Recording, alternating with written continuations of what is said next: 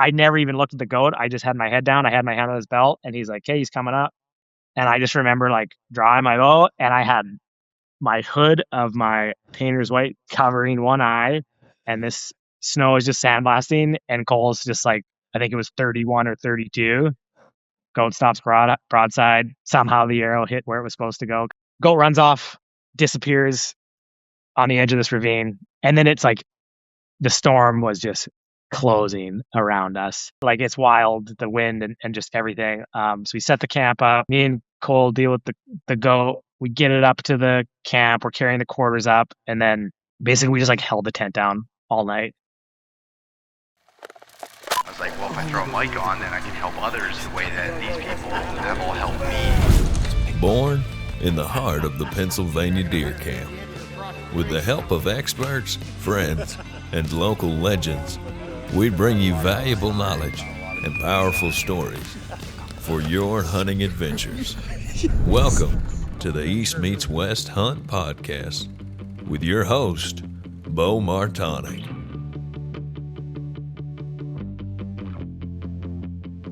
All right, we're back for another episode of the East Meets West Hunt Podcast, and I've got across the screen for me, I wish it was in person, but I've got Adam Foss. What's up, buddy? How you doing? I'm doing good, man. It's good to see you. I missed you this year at the TAC events. I'm pretty bummed about that. Those are so fun. They're just a ridiculous amount of fun. I can't believe that we get to do those. I know. It's they are a ton of fun, and I was bummed I missed out on it this year. And then between you and EJack and Trevor and everyone that was texting me, and I was like, man, I'm bummed I missed the one in Montana this year, but they'll be next year, so we'll make sure we get that and get together for sure. But you know, Adam, do you remember the first interaction that you had with me probably 10 years ago now? I don't think you do, and that's why this is gonna be funny. So you're catfishing me. You got me on the air live. Yeah, I didn't warn you. So actually, there was two encounters. I'll call them encounters that I had with you prior to actually meeting you, and I might have one and two mixed up, but one of them was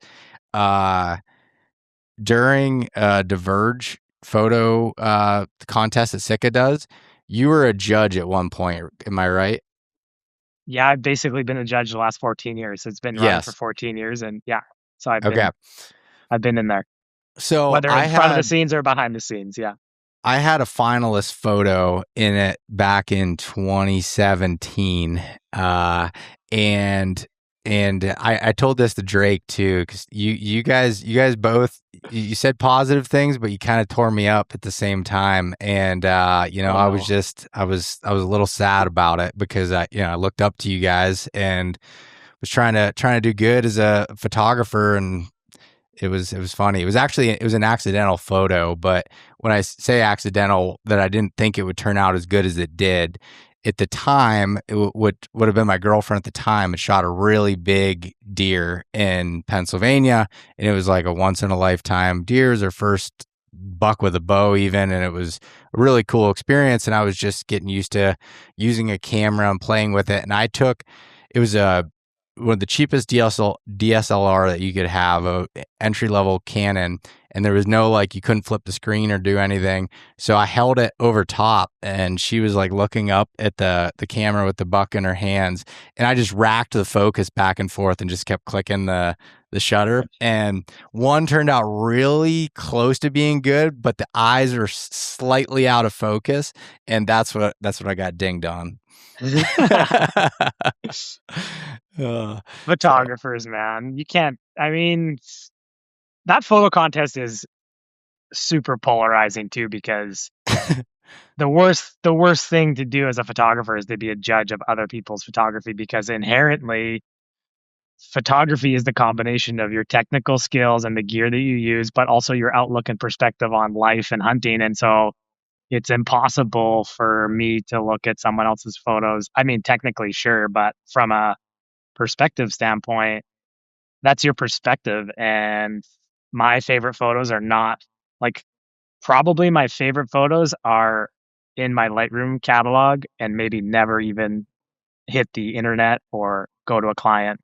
I know what clients like, I know what people like, but I also shoot a lot of photos kind of for myself too that are just sort of your own perspective. And I think that's the beauty of photography. But Matt, if I could go back in time and apologize, No, I totally would. And I remember that too, because I remember 2017 was the year I believe they were doing it at HQ. Yes. And they were filming and they did the photo drop with the live printouts of like actual finalists.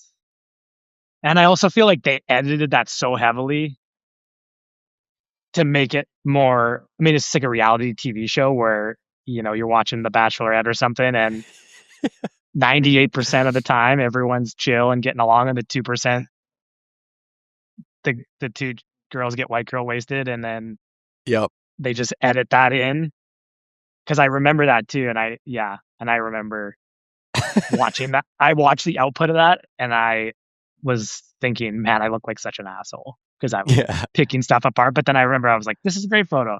So yeah, no, I had a joke with you on that. The other one was where you made it up to me, and that is when you were giving away a Yeti mug that had SITKA Subalpine engraved into it, and it was something about best comment. Oh yeah, and I won that from you back then too. So I don't remember which one came first, but it was funny. I had that mug until last year. I left it at deer camp, and someone has it that's close to me. I just don't know who yet. You know, I think someone walked away with it, but it's a pretty sweet mug. The SITKA Subalpine launch. Yes. Yeah. Cool. So I guess that would have been before. That would have been before that, because the Subalpine launch was in 2016, I think. I believe 15, 16, right in that zone.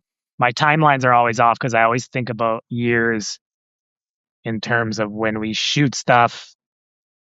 So it's usually a year before if we're, or maybe 2 if we're product testing or shooting it, and then it comes out a year or 2 or 3 years later sometimes. But yeah, I remember testing Subalpine in the desert with Barklow in probably, the original stuff was probably 14, 15, maybe 13, 14, 15. And he was taking like coverall suits in the desert and like going in, and I was shooting photos and just testing out how it was looking. So that was cool. Subalpine was a big launch. That was a big moment for the brand, and it was really fun. And that was, that was cool to be a part of it and see that all go. Yeah, that was I remember when that pattern came out, everybody was just pumped. And at the time I was working at an archery shop, and we were a SITKA dealer. So that was my connection at the time. I met Barklow, but that was it, because he would help me when I'd have customers come in that were going on sheep hunts and these other things, and I'd be like, hey, I've never done this. I have no idea. And I met Barklow at ATA or something, and he was way more patient with me than he should have been. You know, now I talked to him a decent amount, but he's like, you know, call me if you ever have any questions. Well, I did. You know, I called him. I'm like, hey, I got this guy. He's going to Alberta. He's going on a sheep hunt. Like, what do I do? And he would help me, you know, walk through it. And it was really cool to be able to see. And it's awesome that John's still around at SITKA. And, you know, we were just on a call with him the other day as we're walking through stuff. He's amazing. Yep. He's an awesome developer, problem solver, and just a great human being. Just loves interacting with folks and chatting. I mean, I think that's one thing that is like the lifeblood of hunting is talking and telling stories and sort of relating to people on a real level of, hey, this is what I experienced on this hunt, whether good, bad, ugly, the gear worked, the gear didn't, the weather you ran into, whatever happened out there. But yeah, he's just a lovely guy. Yeah, he definitely is. Well, you know, you, like as we kind of alluded to there, you've been around working in and around the hunting industry for quite a while. But what's cool about it, or one of the interesting things, is like there's a lot of people that know you from, you know, the photography side of things and being really good behind a camera.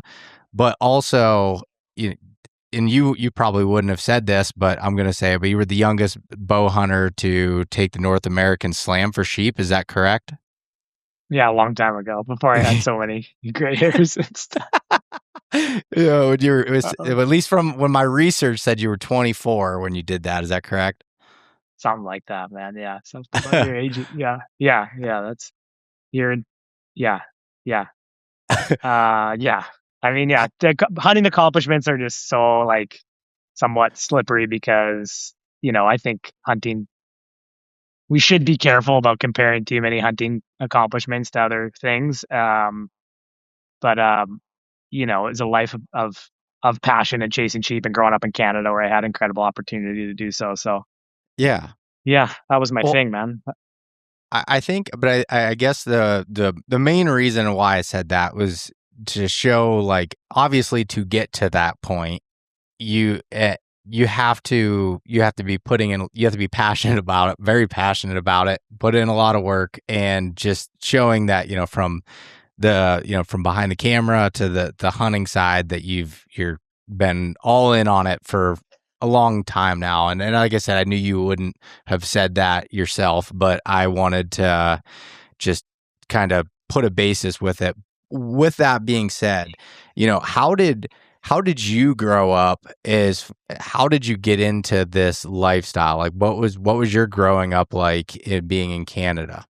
I feel like I get asked this question frequently enough that I have the story that I can distill it down tight enough to not drop off too many viewers, even though this is like a long form. No, give it. This format. Is a long form format, man. Like that's what we want to hear. Hopefully you're driving down the highway heading to a hunt this fall or something like that. Going antelope hunting. So I remember this one moment in time. I was 14 years old. My dad took me on my first overnight backpack bighorn sheep hunt. At the same time, I was taking a black and white photography class in high school. So I had my camera, my like first roll of film. It's early September. It's the first weekend of school. We'd grown up bow hunting around west of Calgary. So in between Calgary and Canmore, you have a couple small towns. We grew up in Cochrane. That whole area around Calgary is a bow zone. So it's an archery only area and you get whitetail, mule deer, moose, elk, 2 doe tags every year, hunt the whole season. We grew up on 20 acres. We hunted out of the tree stand that was 80 steps from my back porch, killed the first deer that walked by, didn't know anything about whitetail hunting, didn't have trail cameras, didn't even think about it. We just killed whatever. And if anyone knows anything about southern Alberta mule deer hunting now and then, even more so, it was epic. Now, I can't say that we capitalized on a lot of those epic opportunities that we had, partially due to our ignorance and archery skill, partially due to the gear, like just the archery equipment, the limitations at the time.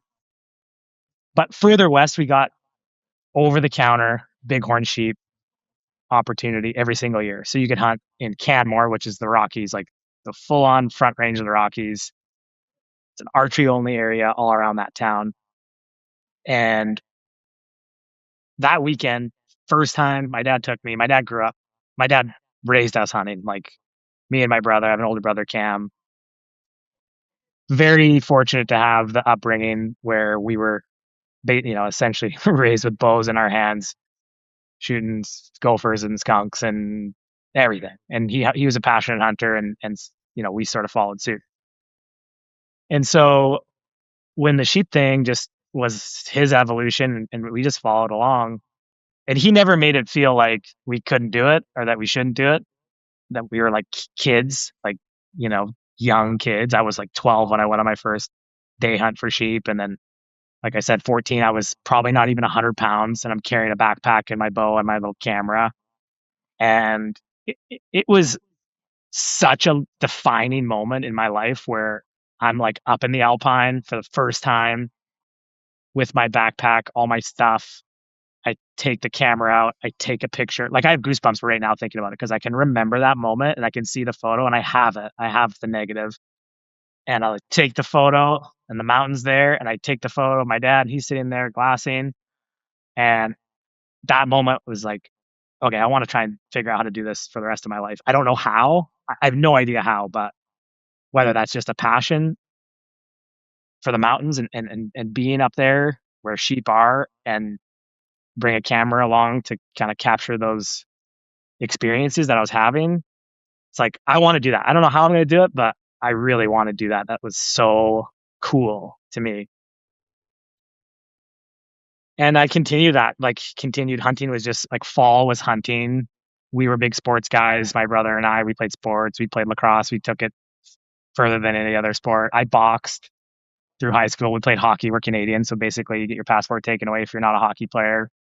And that was our thing, but fall was hunting. And I remember like in high school, our teachers and gym teachers and coaches were trying to get us to play sports, football, whatever. I mean, we're small guys, but other sports. And we're like, when's practice?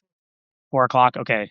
That's not going to work until December 15th. Cause I used to go to school with I'd take my tags to my teachers and go, okay, I drew an antelope tag out east. So I'm going to need like this thing off. Then I'm going moose hunting with my dad on a trip here. And then I'm going to hunt sheep here. So I'm going to have to kind of work around. And they basically were like, hey, as long as you're getting passing grades, give her. And we grew up in a rural town, small town, one high school. My dad in junior high, my dad would come and pick me up in full camo, boots, say some bullshit excuse that he had to pull me out of school. We were going, like, we were hunting. We're hunting in the mornings. We get off the bus. We're going up in the tree stand. We're sneaking on the coulees. That was our thing. And yeah, the mountains, like, that was the grab, was just being in the mountains and hunting in the mountains. And it just sort of evolved from there. I kept wanting to do these annual trips, 14, 15, 16, you get your driver's license. You think you got this teenage invincibility. Like, I'm out there with a couple of guys, my brother, sometimes by myself. And it's sort of a crazy story because now SITKA's doing their 20-year anniversary this year. They've been around for 20 years. And I killed my first ram in a SITKA 90% mothwing camo jacket. I'm 18 years old. I killed that ram. I'm with my dad. It's 2 feet of snow. I'm wearing the gear. And that sort of started this like very low level relationship with SITKA. From there, I go to university. I play lacrosse. I'm always coming home to hunt, help people out on hunts. Hunting's always in the back of my mind. I'm studying environmental science. I think that I can use a science degree to like be outside. I don't know how that's going to work, but I'm like, yeah, this will work. I'll be a wildlife biologist or resource and environmental management person, or do a master's in ecology, and I'll get to like work outside, fly around in a helicopter, work on range distribution or sheep research. I didn't really know because you don't know shit when you're that old. Anyways, no. I still don't know shit. Tell me. And basically was finishing up my degree. I was still always taking photos. I just sort of evolved with the gear. They had the at the time, 2010, 2009, 2010, Canon had the 5D Mark II that had video mode as well as an incredible, for the time, still probably is, DSLR mirror. Well, no, not mirrorless. It was a mirrored camera, but digital with video capability by flipping one button. Nikon was doing the same thing. So I was shooting Nikon, but they followed. Canon was the first one to do it. Nikon followed it. And then all of a sudden, it's like, oh, wow, you can not only shoot pretty good photos, this great camera, you can shoot video. And as someone who was already totally passionate about the space, out there doing it, bringing a camera, I like sort of joke and say I was like the best archery sheep hunter, photographer, filmmaker guy on earth, because there was nobody, yeah, because it was like no one was doing it. It was like, so the world is so small. It was like not a lot of people doing it. And then for someone to bring a camera and just kind of capture moments from there, I think it was just different at the time because there just wasn't this like huge. I think like the hunting industry, quote unquote industry, it wasn't really a thing, man. I mean, for sure, in like the mountainside of like this whole evolution of technical apparel and boots and backpacks and like stuff we think of very commonplace now. If you're walking around a tack and you see 3 or 4 backpack vendors and 3 or 4 technical apparel vendors, none of that existed 20 years ago. A lot of that didn't exist 15 years ago. And so SITKA was the first one doing technical apparel for hunters. I thought this degree would serve me to end up somehow being outside. And then, like anything happens in life, met a guy at an airport. Guy at airport says, "You want to come work for me?" I say, "Sure." And I end up in Bozeman in 2011, which was the epicenter of where things started happening. And I was doing, because of my degree, I was doing conservation work with nonprofits, and we were helping with their marketing and sort of some of their positioning around the good work that they were doing, which is also just a side passion of mine with my interests and background. And everything just sort of happened from there. It was like SITKA moved, Wild Sheep Foundation moved, both to Bozeman, start their HQ there. We just knew all the people. We were just all sort of young and coming up. And man, it was so right place, right time, in terms of the state of where things are at. And then also just with media, man. I mean, it was like to get into it now, I think would be really hard. I just think there's so many, like I look around the internet, I probably like once a week, I think, man, that person's wicked talented. That person's more talented than me. It'd be hard to like crack into it. And I think it was helpful just to be sort of a part of that wave and ride the wave. And just really, really, really, really fortunate to be able to be a tiny part of it. And, SITKA was huge. SITKA was huge, and fortunately still a big part of who I am, and the opportunity that I get to test gear for them and do photography and video work for them. And it's been a ride. I cannot believe it's been this many years, but I'm just gonna keep riding the wave. Heck, even we were supposed to record this podcast last week, and this is an example of, not only is your work obviously quality, but another reason why SITKA has probably held on to you for so many years. When they call and you're like, "Hey, we need you on a trip tomorrow," you're like, "I'm gone. I'm doing it." And you just seem to be a team player and jumping in and helping where's necessary. And we were joking about it, and you're like, and your response was really good of like, I'm just thankful that I have even the opportunity to be able to go and do that, because I was just giving you crap about missing out on the podcast. But well, there's one more layer deep too that viewers and listeners can know. It's that my wife Frankie, who was my girlfriend at the time in 2011 or whenever the story sort of advanced into that era, now wife, we have 2 young boys.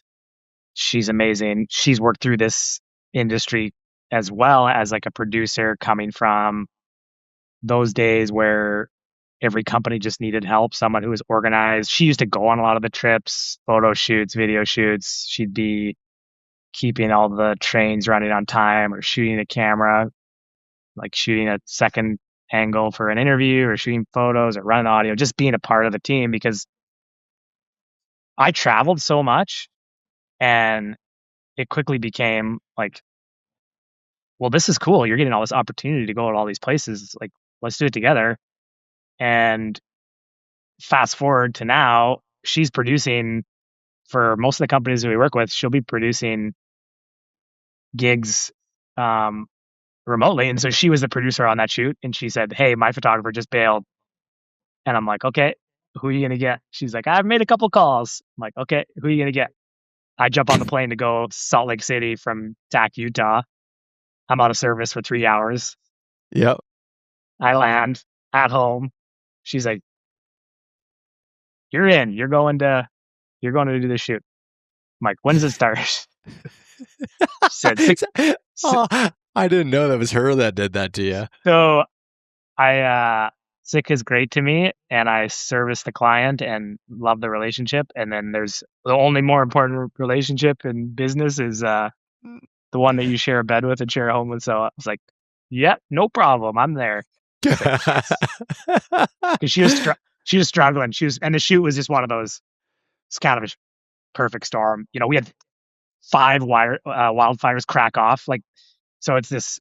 When does this thing air? Do we know? The next little bit? Yeah, it'll be like August 13th, somewhere around there. Okay. I think this is going to be out on the 15th, so this will be a little sneak peek. Sitka's doing their next studio. I think I can talk about this. Whatever. They'll be pumped. If not, I cut it out. But yeah, yeah, do it. Sitka Studio, which is sort of this offshoot, cool brand lab thing where they work with other either hunting industry companies or non-hunting industry companies to sort of collaborate on these like limited edition products. They've done 6 or 7 of them, I believe. They've been really cool. They did one with E-Jack for a Black Diamond snowboarding set, like a badass, like full bib, awesome bomber pro shell jacket for skiing and snowboarding. They've done stuff with Peak Designs. They've done a bow case with Mystery Ranch. Done some really interesting stuff. They're doing their next one is a limited edition release of a Sitka and Scout campers. So they're doing a limited drop of 10 campers. And this thing is it's got some really cool features. It's got this cool Sitka like accent wrap. It's got this awesome heating system that you can hang up your layers on hooks right by the entry, and the diesel heater goes into it so you can like dry your stuff like efficiently. It's got this sort of drain, like bathtub drain when you walk in. You can just put your muddy boots and stuff right there, and you can like actually hose them off, and it'll drain out of an outport through the camper and out your truck. Nice. It's like pre-hunting.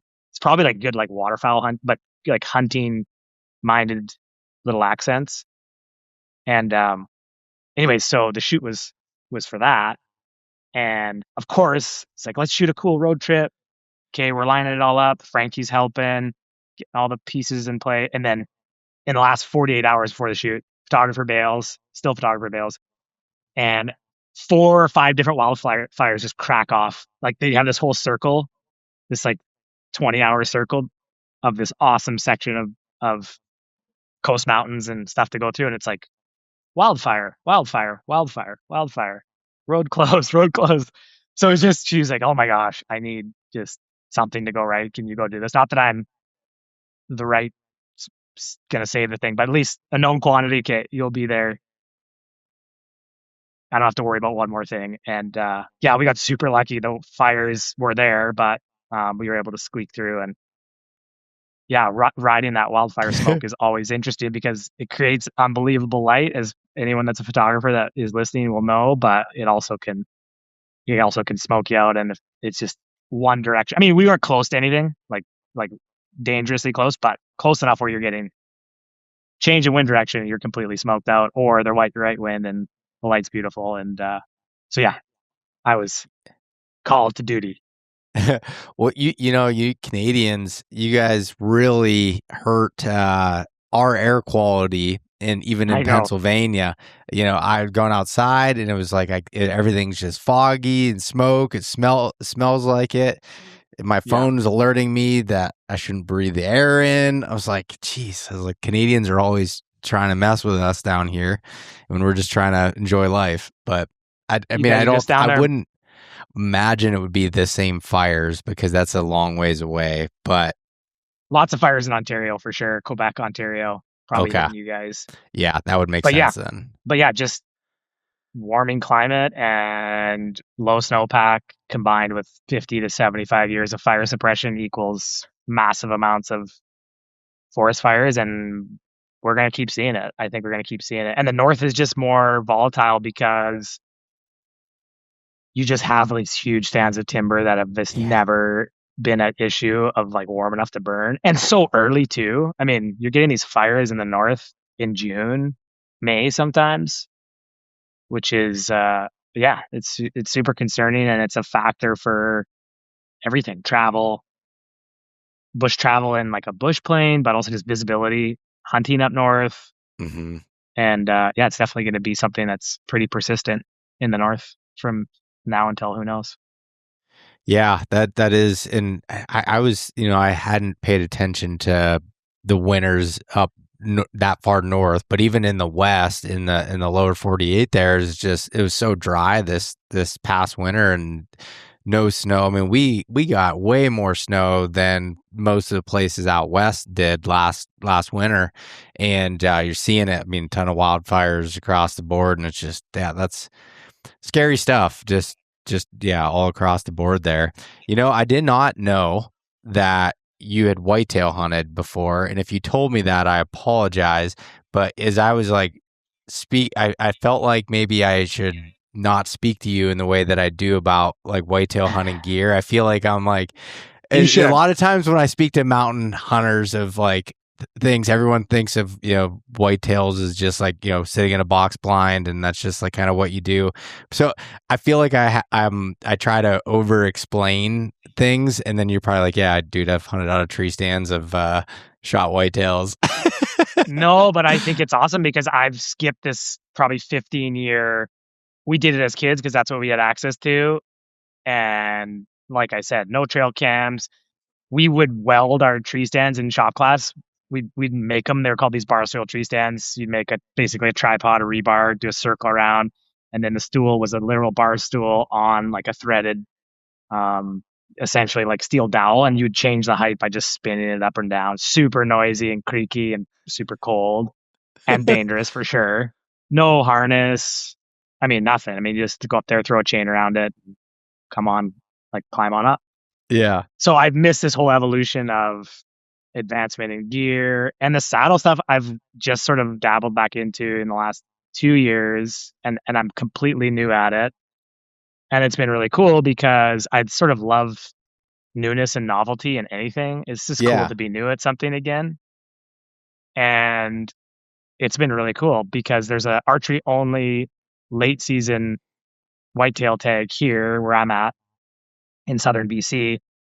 And it's super hard. These deer are pressured for 3 months. It's like at the end of rifle season, and I'm just sort of like, well, I know, like I said, I got two little guys now running around, and I know I'm not going to be able to just peel away for these big chunks of time as much. I mean, I'm still definitely, it's a big part of who I am, and fortunately have the support to be able to do that.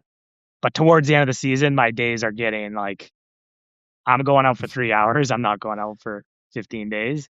And so I started looking around, like what's around me. And also whitetail is like, sort of forgot that it's like probably the top 2 or 3 meat in my freezer. Like a whitetail doe, backstrap. Like my wife's favorite meat is whitetail. And we have sheep, caribou, moose most of the time. Elk sometimes. We're not doing a lot of elk hunting these days. But she'll be like, just the most, it's just so mild and goes with everything. And yeah, they're delicious. So I've been trying to figure that out, and I'm working so hard to kill one, and it's kind of embarrassing or funny anyways. I've killed one in the last 2 years on the last day of the season, both times, and like struggled and grinding it out, and maybe like 10 or 15 sits and seeing like 2 or 3 deer. And like deer jumping the string, and like my spot last year, it's like a little bit of a push, not bad, but it's like a 3-mile mountain bike ride in, and then like a mile walk or whatever, just public land, just like super high pressured stuff, 30 minutes from town. And on the way up, last day of the season, I'm like, okay, I'm always like a last day best day, last day best day kind of guy. I'm like, ooh, last day. And yeah, Frankie's just always like, oh yeah, the last day, here it goes. And I roll up to go to my spot, and there's a huge windstorm. Tree blew down, so I had to park like 5 miles before the trailhead. So I'm riding my mountain bike up this trailhead, and then I got my 3-mile mountain bike ride in, all my stuff, get up there, hang it all, end up getting a deer, last light, classic, phone dies, and then I'm packing this deer out and I'm biking down and it's all iced over. And I sort of had to come down this pretty steep logging road, but I got the deer, all the climbing gear, everything in my pack, which isn't that much, but it's kind of awkward on a bike. And I'm like, this is probably the hardest anyone's ever worked for a white-tailed doe in the history of white-tailed does, because I know growing up, it's like we would just shoot one and probably leave the guts in, just drag it into the shop and deal with it there, not even worry about it. Yeah.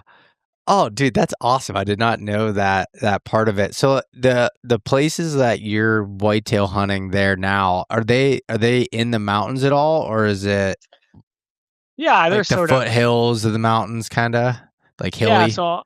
I grew up in Southern Alberta. I'm in BC now, where we're at. It's basically similar, if anyone knows, like Eastern Washington, Yeah. similar to like Spokane, kind of like Ponderosa Pine, like pretty much trees up to the tops of the mountains, lots of lakes. It looks like maybe like Lake Tahoe or Eastern Washington, like those big pine stands. So it's sort of mountainous, but it's not not Yeah. like sheep country Not sheep yeah. country. Yeah, I was gonna say it's funny that you would probably be one of the ones that would laugh the most of like what we call mountain whitetails is a little different than where you're hunting sheep Right. in the mountains. So they're still considered mountains, but the Yeah. eastern version of that. To, but that we definitely need to talk more, because you're kind of hunting similar type stuff than to even what I am, as far as like I know guys that hunt in Eastern Washington and Northern Idaho and those places that are just no agriculture, just big timber, trying to hunt low deer density, that whole sort of deal. Very much so. Yeah, I'd be curious to do a little debrief. Yeah. Low density. I got a couple cameras out there and I just see the same 3 deer. Like, I know you guys. And I get like a cat on my camera like every 2 weeks, and there's cat tracks. There's a ton of cats where I'm at. So it's, they're getting pressured by hunters and predators, and, whitetail are so adaptive. I mean, I think whitetail are unbelievable, but, even still, it's just keeping them. They get hunted from September 1st to November 30th, and then they turn on this 15-day archery season at the end. It's like, okay, good luck. Yeah. After they've been pressured for that long, it's like, just go figure it out. Yeah. Oh, that's really cool. Speaking of the low numbers, I feel like this quote, actually I don't know the exact quote, I don't remember it anymore, but I feel like it came from you, that I read it somewhere. Something about maybe you were getting interviewed and people were asking you about sheep hunting and going into places that have very low densities, but still somehow being able to figure it out. Does that ring a bell at all, or am I completely off? Yeah, I mean, that's sort of the evolution of the hunter, I think, just with all the opportunity that we have here in BC, because it's just huge. It's so vast. And the North, if that was from me, or just the way that I would think about that, is my sort of like big passion right now is backpack stone sheep hunting with a bow. So that's the northern half of BC, stone sheep habitat. And there's huge chunks of land. Some of them are higher density areas for sheep. Some of them are low. Some of them are in between. And, you can kind of track the hunting pressure loosely with the density of sheep. There are areas that are known productive sites. They're going to have a high hunting pressure. There's areas that are known low density. They're going to have a lower hunting pressure. And I think I'm kind of a strategic guy and do lots of research and really analyze stuff. And then also, I just, based on the experience that I have last year, I kind of base my next thing on what happened last year, and maybe I want to do something. I want to run it back and do it differently, or I want to go to just a completely different area and try something different. So sometimes I'll be in a high density area, run into lots of pressure. I love to be not seeing people out there. And with a bow, you sort of have to have it that way with sheep hunting, with today's technology of what rifles can do. And so I'll swing into like a low density area and try that out. Unfortunately, a lot of those low density areas in BC are typically in worse weather areas for whatever reason. So sometimes you just get completely shut out. It doesn't even matter if there was sheep there. It's like your visibility is so low. But I'm definitely not a one type of guy, like one particular type of hunt, like only looking for low density or only trying to hunt high density. I think I kind of swing that pendulum back and forth. Yeah. Sometimes early season, sometimes late season. Just like, I don't know, man. Variety is a spice of life, and I think it's fun to test your theories and think about, hey, would this work? What would I see here? And I've been smoked by everything. I mean, let's try a low density area. Don't see a single sheep. No sheep's lived there for 20 years. Um, I've had it, I guess. Yeah, I've had it work out, but yeah, I just sort of let the pendulum swing and let my curiosity guide me, because there's so many trips that you can do, and it's about experiencing the place as much as it is about like what's the most efficient way to try to just get a ram. I'm sort of more interested in, okay, well, what's over that next ridge, or how could you access this, or could we fly in here, pack raft down, break those rafts down, climb up and over, drop it in this basin, or um, yeah, different Yeah. forms of access. Like, how do you kind of just experience different things? Yeah, the more the journey to get there. And I think a lot of people can relate that listen to this podcast, even if they've never been sheep hunting, but even when it comes to whitetail hunting and the way that I like to do it and a lot of others do in the Appalachian Mountains, it's like, okay, there are places you can go to go hunt whitetails. Maybe it's a little bit I don't know if I want to say easier, but there's more deer. You can find patterns a little bit better with that. But I think a lot of us that hunt the way that we do is just because they enjoy the places you get to be at, being Mm-hmm. pretty much alone a lot of times outside of some of the peak beginning of the rifle season or whatever. You get to just be alone out there, and it's just like when you finally do find that one, or something does happen, or that whitetail doe does come by into bow range, like it gives you a really cool satisfaction. But even with me planning hunts and places, I think the place is just as important to me as what I'm hunting. And I've went on hunts that were specifically about me wanting to experience a certain type of place or landscape to be able to hunt. And Mm-hmm. I hope that never leaves me, because I enjoy that so much. I couldn't even say it any better if I tried. And with sheep hunting, for me, there's so much history to it, meaning all the old outfitter expeditions on horseback and just how it used to be done. It was just so, I mean, I can't think of a better way to describe it than it was like frontiers people out on Yeah. the edge of civilization. You used to, I mean, in the olden days, like when sheep hunting and sheep outfitting was getting opened up in the West, in Alberta and BC, and in the North, Northern Territory, Yukon, Alaska, the client would write a letter to the outfitter and say, "Can I hunt with you?" The outfitter would write a letter back, "Sure." Client would jump on a train from Pennsylvania, go on a week or 10-day train ride to Fort St. John, BC, or Calgary, Alberta, and then get on a horse and buggy and ride to the trailhead staging area, and then get on a huge pack string and go on a 30-day trip where 60% of the trip is just traveling there and back and just Yeah. getting into sheep country, right? And so I just love that idea that, of course we have technology, we have our phones and mapping, and we have inReaches, and we have great technical apparel that makes our life way easier out there. But there's very few things in life where you can drop into an experience and think, oh, this is probably pretty similar to how it was 100 years ago, maybe 1,000 years ago, and just be there and experience that. And that sheep hunting for me is so special in that. So I sort of try to honor that history and follow along in the paths of people that have done trips in sort of legendary outfitting areas or legendary river systems, even just to say, oh, cool, I like get that feeling and that energy around it from books that I've read, or um, yeah, I just love that. It's just super cool. It's just more than just, okay, how do I efficiently try to kill a ram? It's like, No, I'm hunting in the footsteps of people that have been on these epic adventures that truly were epic. There's no other way to describe them.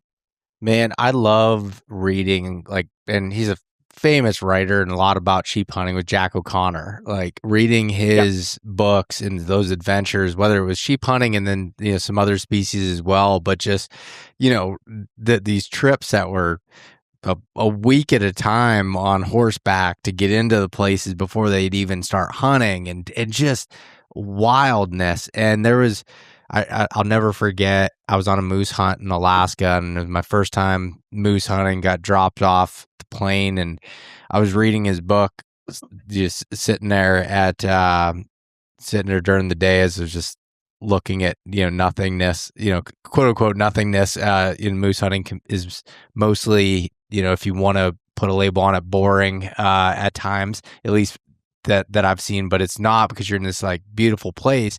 But I was reading the Jack O'Connor book as I was sitting there, and he was talking about the, you know, the aspens that were glowing like candle lights, and then the snow-capped mountains up above. And literally I looked up from my book and I could see that.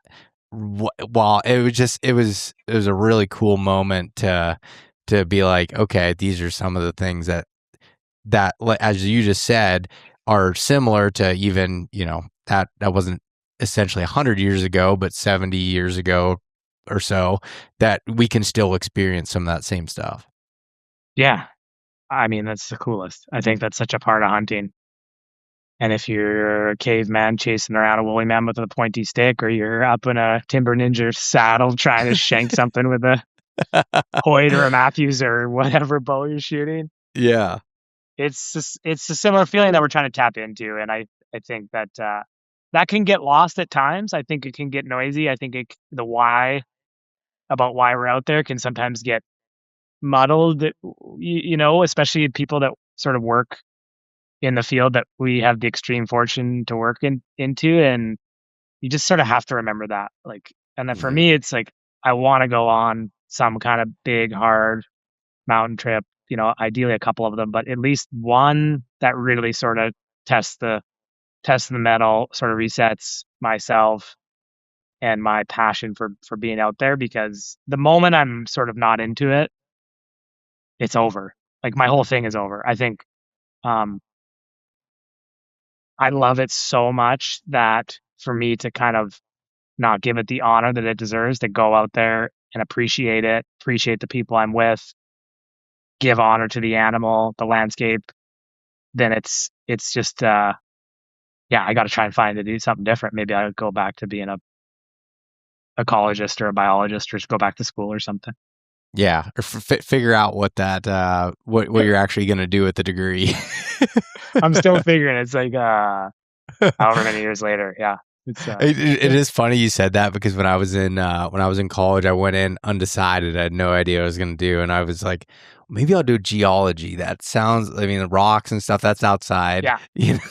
It's just like, I had no idea of anything with it. So it was funny. But when it comes to people that sheep hunt or sheep hunters, I feel like there's not another group of people, and maybe this is inaccurate, but it's just from my perception, is that are so passionate about wild sheep, the places they live, and just the overall experience. Now, it is hard because, you know, obviously sheep hunting now, at least, I mean, I think it's always kind of been, but if you don't grow up in a place where you can, you know, do it as a resident, it can be extremely expensive and out of reach to people. But I hadn't had much experience around sheep hunters until my girlfriend's grandfather, when we first started dating, and I met him, and I went to his house for Christmas. I think it was one of the first times, and he had sheep on the wall, and I was just like, okay, all right, we're gonna get along here. And thankfully, I got to spend quite a bit of time with him before he had passed to hear stories. But he had went all over sheep hunting, and actually before his funeral, I'd put together a video. He had carried a video camera back in the 60s and 70s, and I got it digitized, and I put something together from it. But it was so cool to see when they'd get dropped off in these, you know, bush plains, they would get off, but they'd be like dressed nicely. And like it was so odd but cool at the same time to see it. Like they'd be dressed nicely, they came out and you know, whatever they were hunting, he did, you know, caribou hunting, grizzly and sheep, but sheep always was something that was, you know, he was very, when I'd ask him about it, he remembered all the details of those stories all the way back through it. So my point cool. of saying that is like, why do you think that is? Oh my God. What was his name? What was your grandfather-in-law or girlfriend's grandfather's name?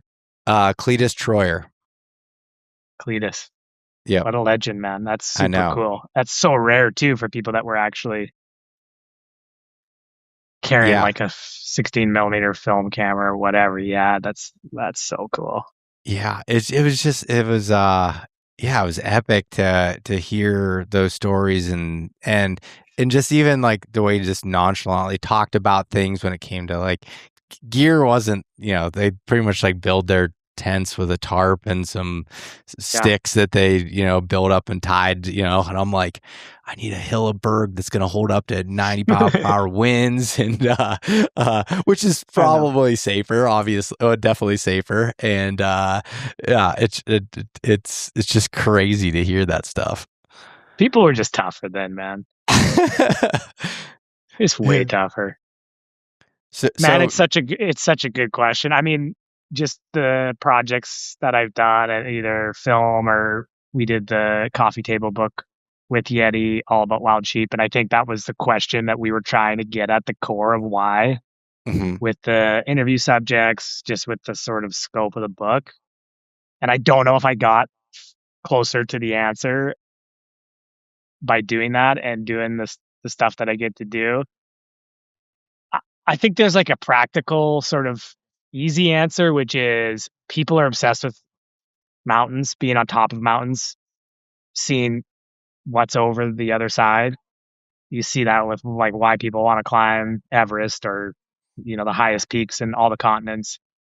And then when they see that there's animals living there, I think there's an obsession, like combining that sort of interest with being in the mountains, on top of the mountains, with hunting and the animals that live there. But man, they just sort of have something special about them. I think that they just, if anyone's ever seen sheep or videos of them, they just have a very unique sort of aura about them. They have these social groups, or they have this like almost personality where they interact with each other, and there's this hierarchy between old rams and young rams. And of course, when they rut, they have this like really impressive, like head smashing ritual that they're sorting out their dominance with. I think that's really interesting. But I think probably it comes down to the places that they live, and the fact that the sort of most, in my opinion anyways, the most beautiful intact wilderness in North America is sheep country, and iconic ranges like the Chugach and the Brooks in Alaska, and the Mackenzies in the Northwest Territories, and the Cassiars and the Rockies in northern BC, the Rockies in Alberta, all the way down the Rocky Mountain front, Montana, Colorado, where bighorns live, and then where desert sheep live in the desert, you know, all the way down to the Baja in Mexico. And it's like interesting that that same sort of overall species, the 4 North American wild sheep, can go from like the tip of the Baja, basically, or, you know, mainland Mexico on the other side of the Sea of Cortez, where it rains 0 or 1 times a year, and they're eating cholla cactus, and they're growing these huge horns that, you know, have these age rings stacked in on them, and they can tell their whole life's history on their horns based on drought, based on an injury, because you can age them like similar to a tree ring. You can actually look at the rings on their horns and say this ram's 8 years old. 2009 that had an injury maybe, or a sickness, or that was a tough drought year, and you can stack those horns on other sheep from the same area and know they're experiencing similar environmental conditions. But a desert sheep is living down, like I said, in that water limited environment. And then you've got rams up in the Arctic Circle, Dall sheep, living in 23 hours of darkness, in the rut, hoping they ate enough groceries in the summer and fall and just barely surviving the rut and making it to spring. And then they live in 23, 24 hours of light. And they just live in such a diverse range of habitat. So I think it's the places that they live, and they're a vehicle for people to go see those places and touch them and experience them that they never probably would go. And sheep hunting just changed people's lives. Like it just, whether it's a guy or gal drawing a once in a lifetime tag or saving up their money to book a hunt or winning a raffle hunt, it's like immediately everyone that I know that's had that experience, run into them at conservation events or talk to them on the internet. It's pretty common that they are immediately impacted by everything that's happening on the sheep hunt and not necessarily around killing a sheep or not killing a sheep. It's like everything that they experience, the travel, the solitude, the time alone, the mountains, the horses, the little tiny plains, like all those things are just life changing. And then you sort of get into it and you get bitten by the bug. Then these people oftentimes are like, man, I lost like 30 pounds to like get ready for this sheep hunt. And I just sort of became this whole different person. And I didn't know I could do that. And I'm into hunting. I thought I could never sheep hunt. I sheep hunted and I just like had no idea what I was capable of. And I think like that's just our drug of choice, like hunting and mountain hunting. But I think you see that in so many different aspects of life with whatever you're into. It's like when you challenge yourself to your absolute limits, you find out that you're capable of so much, and people are so capable of so much more than they give them credit for. So when you can combine those incredible wilderness places with like that immense challenge, it produces these meaningful experiences that are just, I mean, there's a reason that your girlfriend's grandfather is like, those memories are hardwired in because they were like so meaningful to him. Yeah. You said that in a really good way, because that is, I knew that would be a difficult question, to be able to answer. But the whole thing about you saying about it changing people's lives, of being able to do that, I'm glad you brought up even like the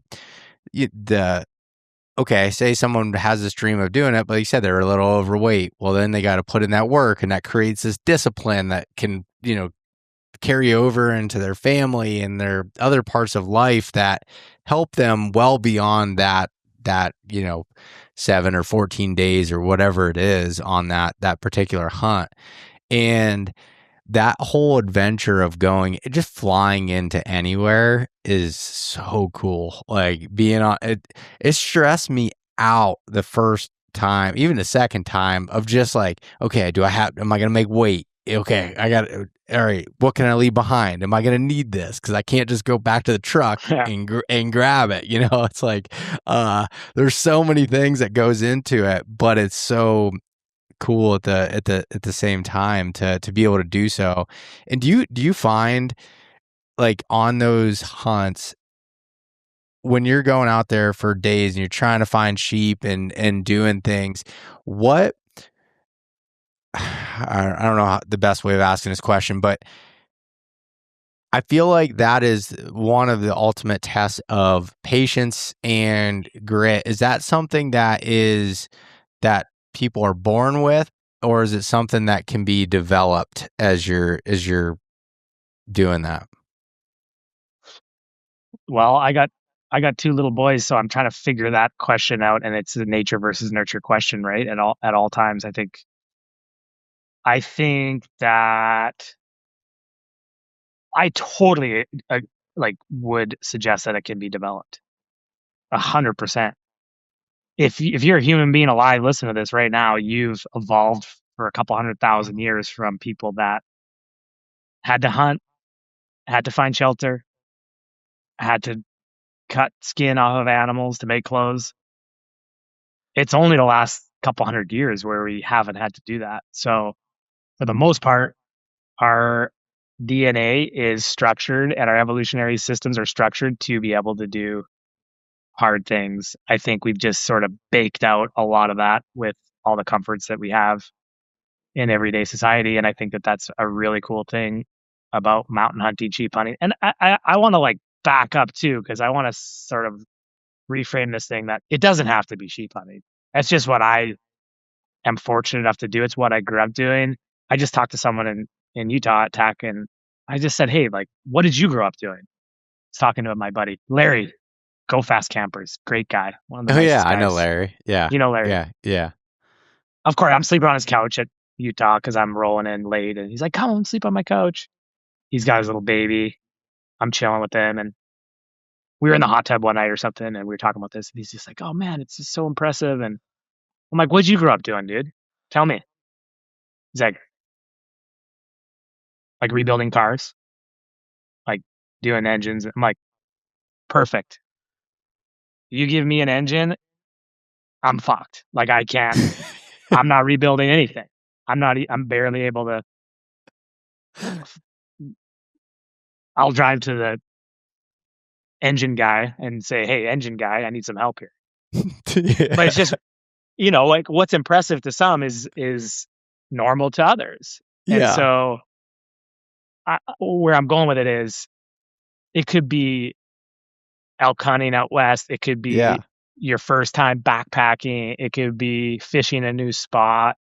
It could be running a marathon. It could be, man, just trying to be there more for your family. It could be volunteering in something that you maybe don't have time for, but you carve the time out for. It could be anything. And I think I just want to remind people that it doesn't have to be this sheep thing. I mean, that's one thing, but there's a lot of things to either A, build up to that, or B, just take whatever I'm saying in my tiny little world of life and what we're talking about and apply it to your own thing. And, taking the stairs on your way up to work next time when you're listening to this, it doesn't have to be it's not all or nothing. And so yeah, I think that's important to mention. I'm glad you did say that. And and anybody that's listened to this, that listened to my earlier episodes, 7, 8 years ago, I talked about this of like my first trip out west to go elk hunting. I had read Cam Haynes' book, Backcountry Bow Hunting, and I'm like, all right, man, I'm finding the steepest, deepest. I'd never been west of the Mississippi, and I'm like, here we go. I'm going to find the steepest, deepest. I'm going to backpack in there. I'm going to shoot an elk with my bow, and my brother, my cousin were going with me, and went in there, and I mean, it rocked me. It rocked my world. I was not nearly as mentally tough as I thought I was.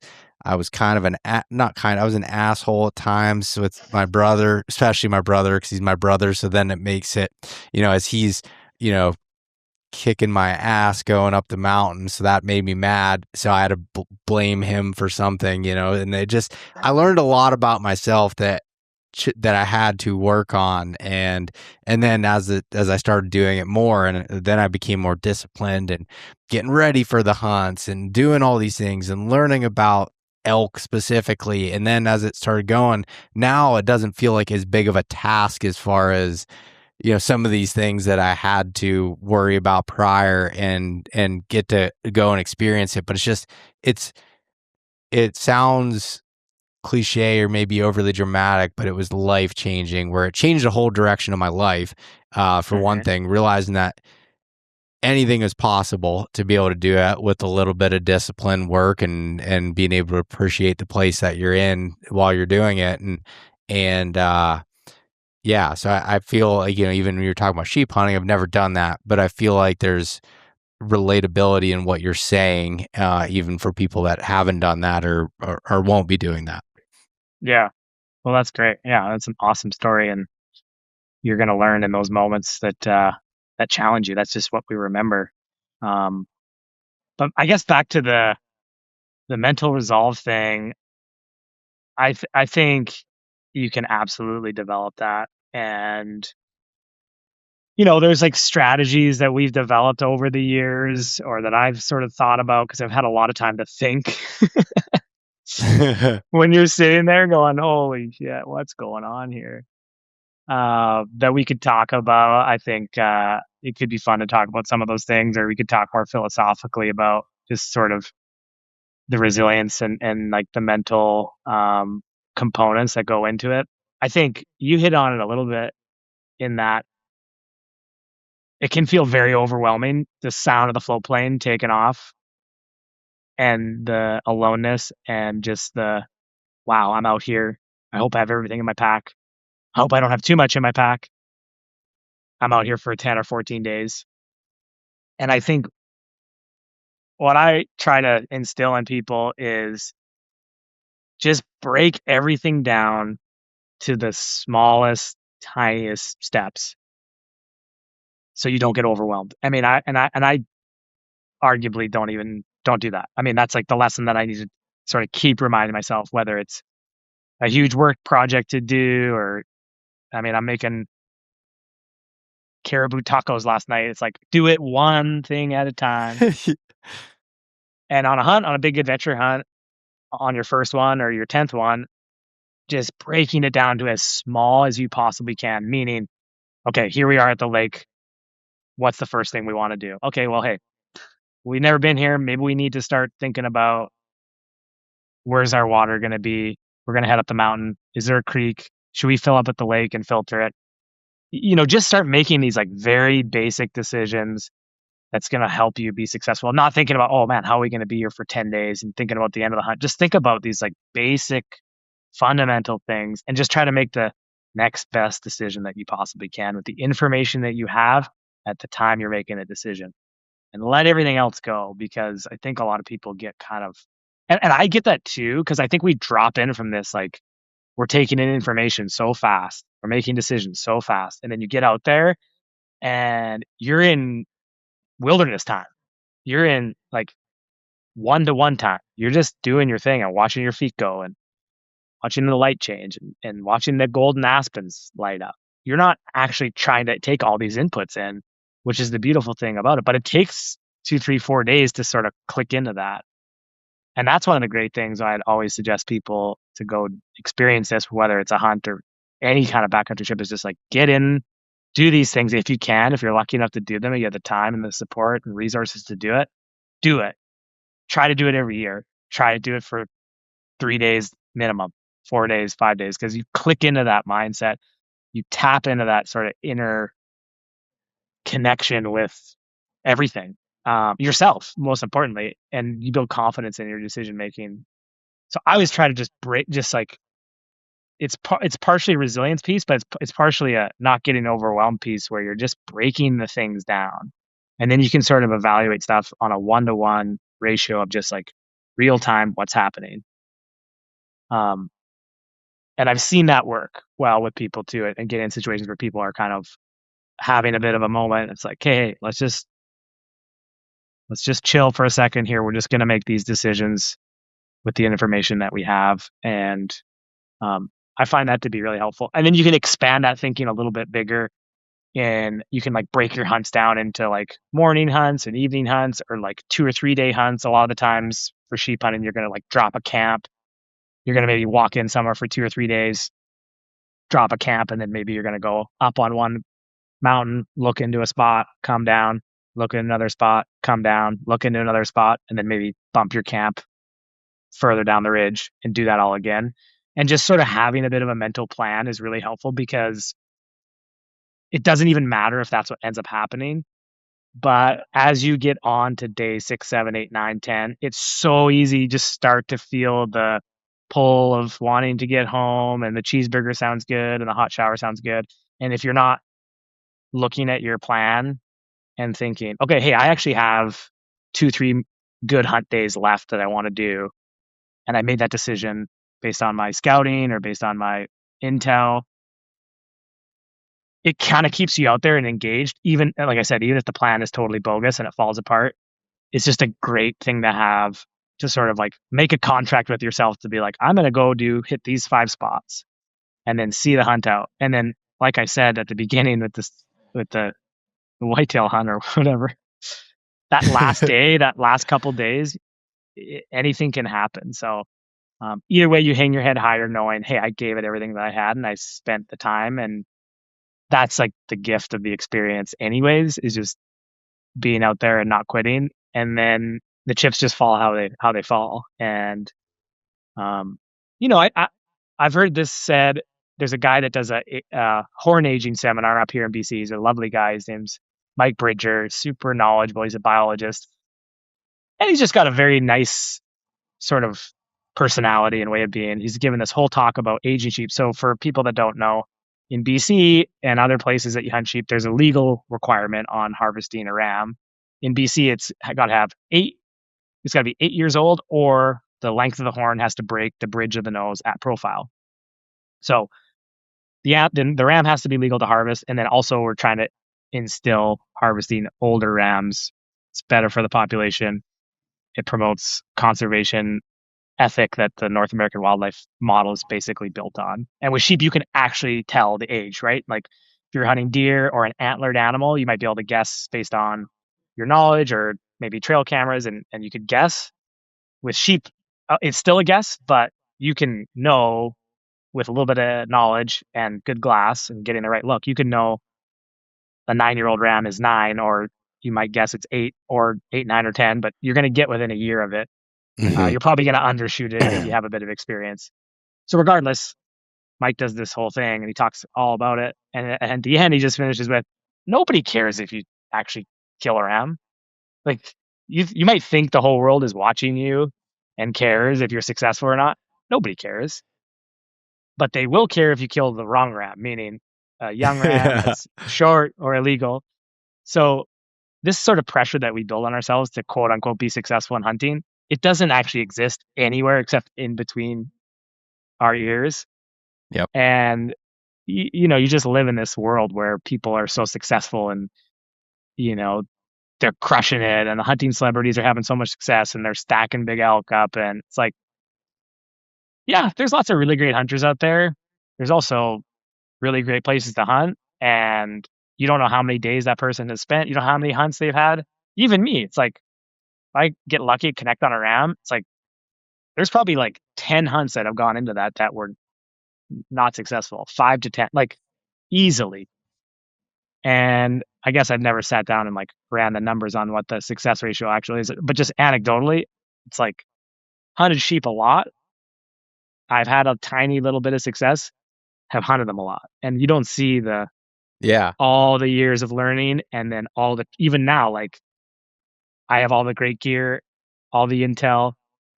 I try to keep myself in reasonable shape, and it's still our success ratio is like, I don't know, I'd say it might be less than 5%. It's like, and then I'm out there hunting. There's no special archery season or anything. It's like I'm hunting the same stuff that everyone hunts with a rifle. And that's not to say, oh man, it's so hard. Look at me, or woe is me. It's more like the pressure and the expectation of defining the hunt to be successful by harvesting an animal is actually just a construct of your own mind. And we picked sheep hunting, or fill in the blank. We picked bow hunting.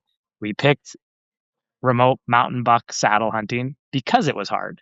Yeah. So to try to like round the corners off of it and expect it to be easy, or expect it to be a high success hunt, it doesn't make any sense. I've just never got that. It doesn't compute, because you picked it because it was hard, but now you want it to be easy, or you picked it because it was low success, and now you want it to be successful every time you walk out the door. It's like, it doesn't work that way.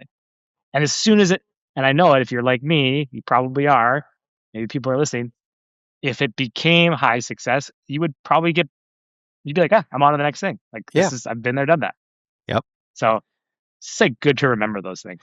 It is funny that it seems like whenever I do have, like, not at all saying things figured out, but things start working out more consistently, I find a way to try to decrease that and like, changing the goals or the way I want to do it or go out. It's just like, I don't know. That's to me, that's what's the fun of it, and to be able to do so. And I was like, and I don't believe it's this way anymore as much, but I feel like in the outdoor television days, it was like, okay, you had 13 episodes or whatever it is. You needed 13 animals that were shot in that period. And like now, I mean, I don't feel like that.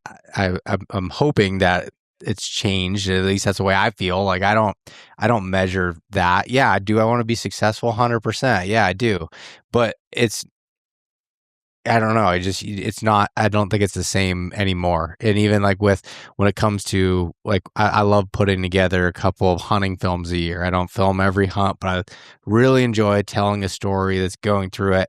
And they're not all successful as far as filling a tag. When I went to Alaska moose hunting there, that was a lifelong dream. But I love to be able to shoot a bull. I could not tell if he was 50 inches or not, so I didn't shoot. I spent 14 days in the mountains going through it. Like that to me was awesome. And what you said earlier, I, I hadn't heard anybody say it that way, but I totally feel it is the whole 2 to 3 day of until you get in there.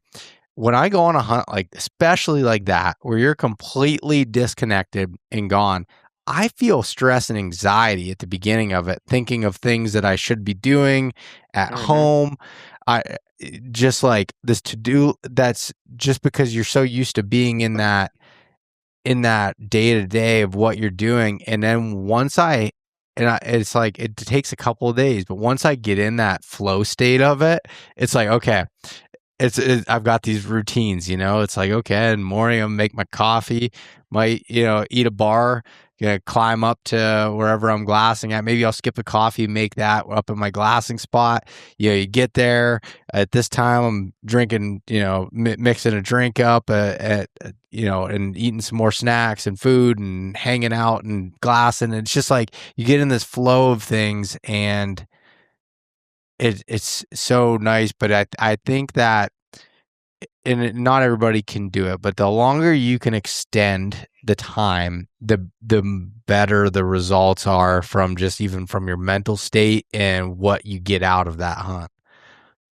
Absolutely, yeah, I could not agree more.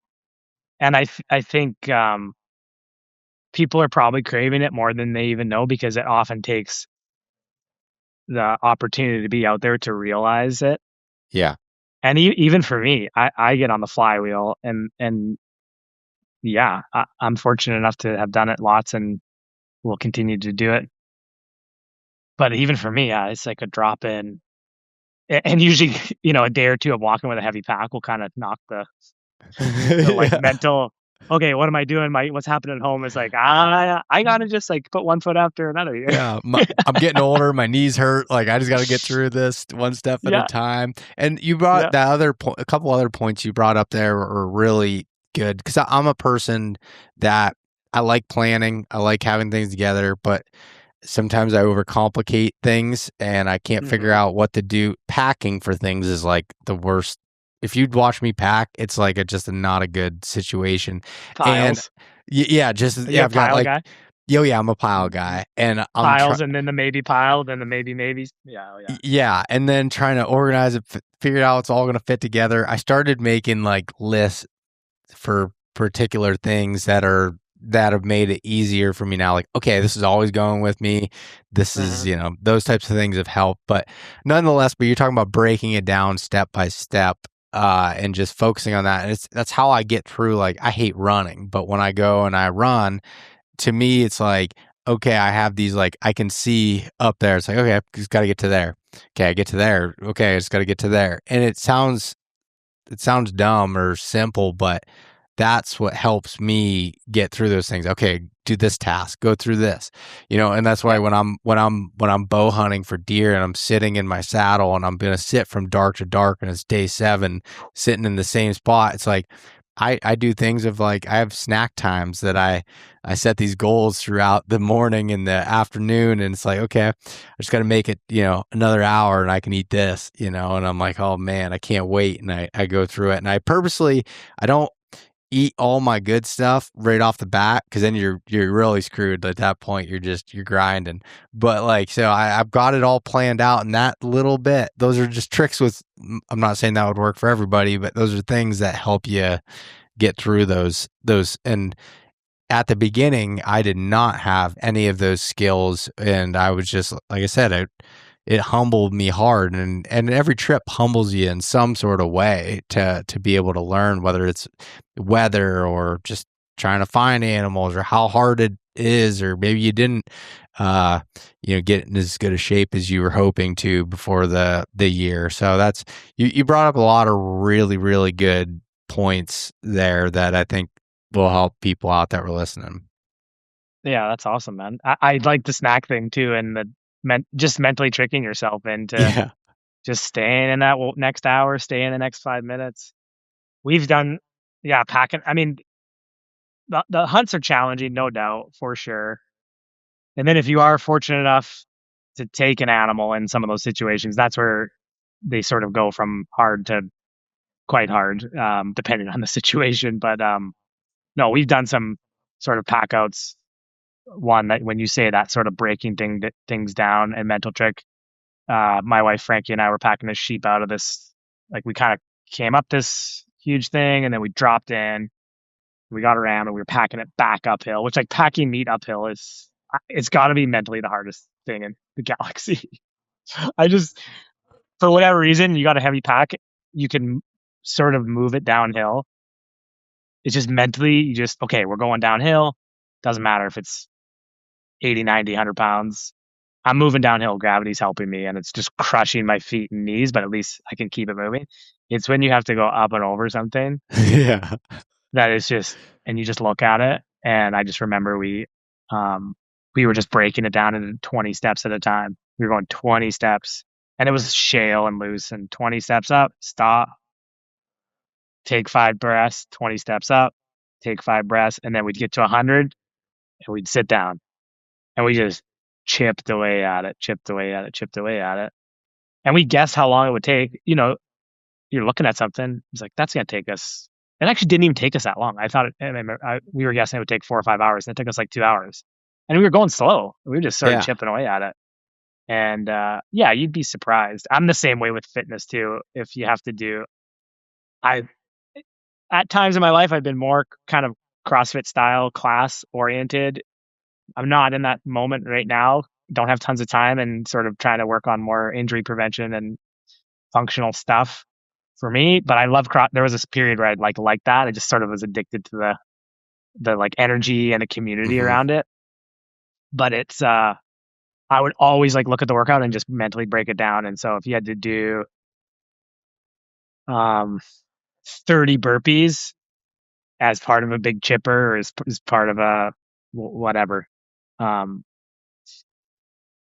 AMRAP as many rounds as possible over a chunk of time, and that was one part of it, I would go, okay, 8, 7, 6, 5, 4. So I'm going to do 8, take a breath, and I would switch directions, look at something different, do 7, then do 6, then do 5, then do 4. That's 30. And even just the mental switch up of doing 8 burpees, turn around, looking the other way, doing 7, and the decline of the number of reps, 8, 7, 6, 5, 4.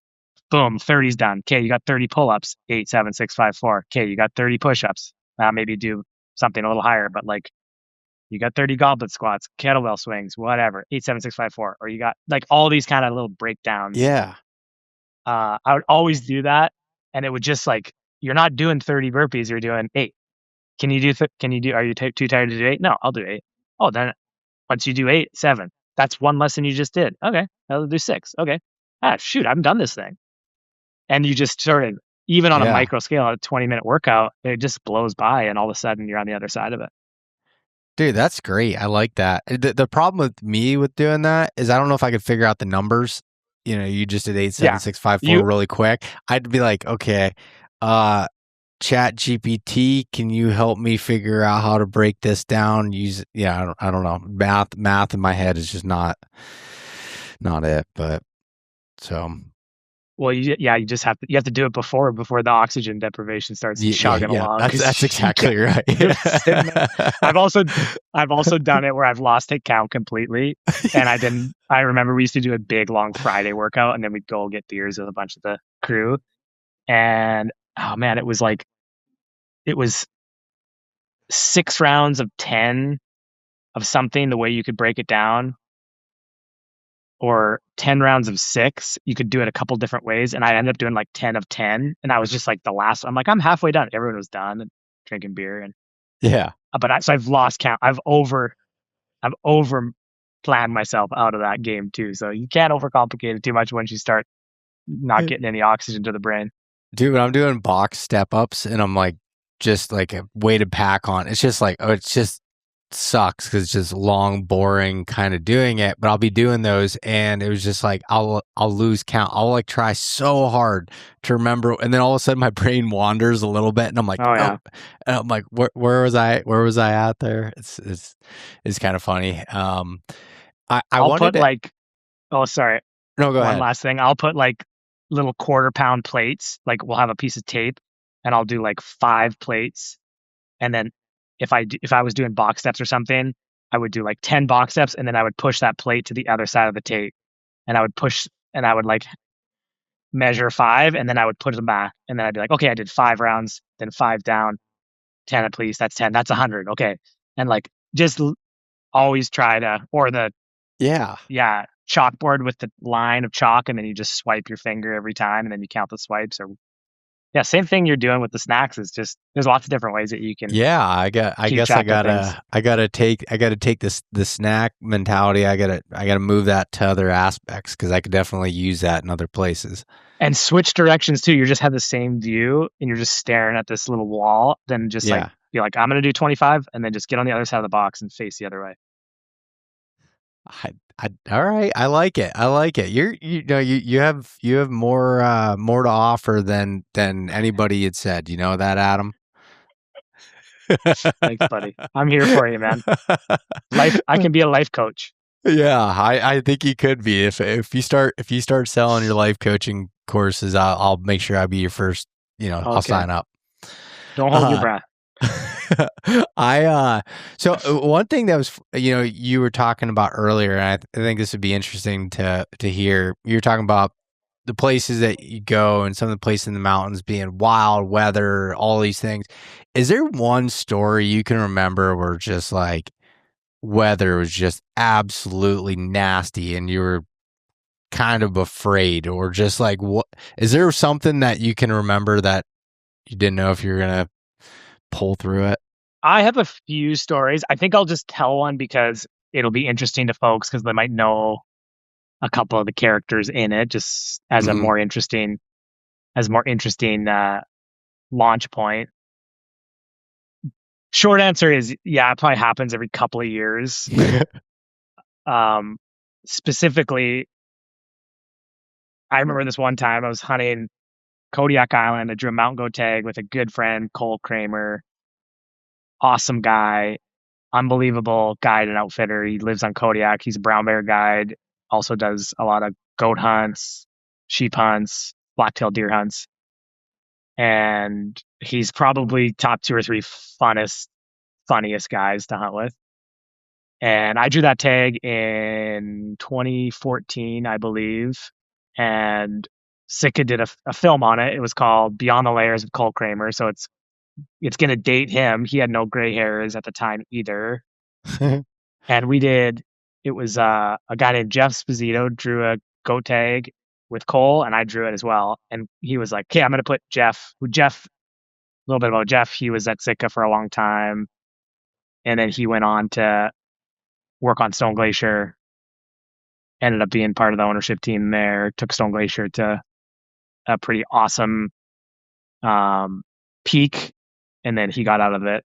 And I don't know what he's up to now. He's probably doing something super cool. He's an awesome guy, cool family, super humble, behind the scenes guy, but wicked smart, passionate hunter, solid human being. So Jeff went, they filmed in his hunt. It was like early September, beautiful weather, green, awesome, takes a great billy. We get up there, and the video's on YouTube, so you could link it in the show notes or people could look it Yeah. up.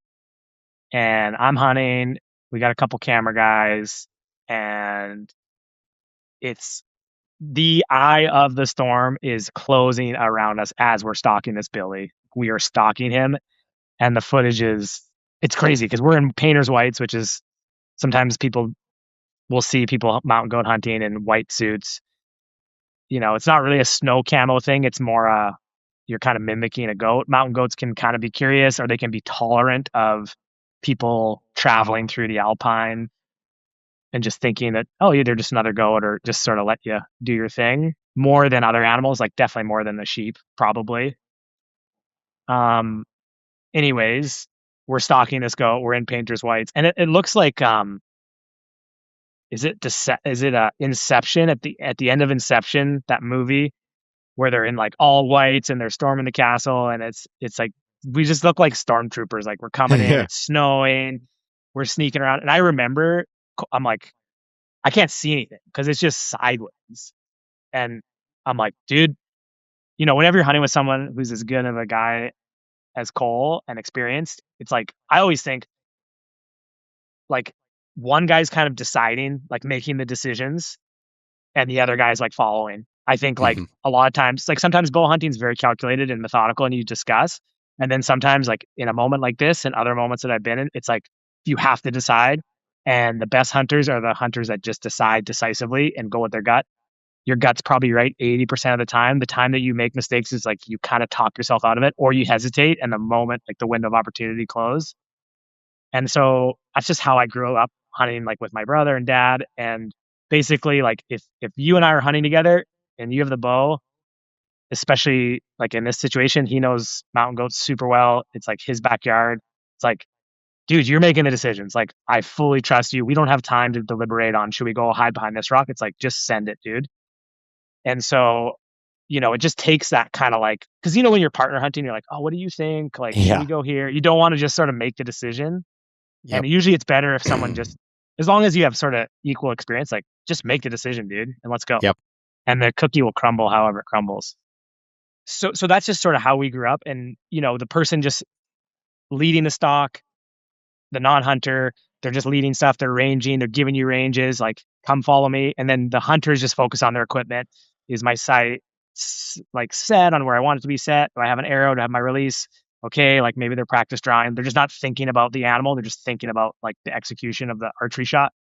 And I love that when you're with experienced people, just to kind of get into that zone. So anyways, I'm like, Cole, just go, dude. I can't even see. This thing's like, we're getting sandblasted. And I remember it just grabbing his belt on his pants and he just like running, like charging through this storm. And we end up in this gully. And basically, like, we kind of don't really know where we are. We're like disoriented. And the camera guy, we let the camera guy like up on this knob.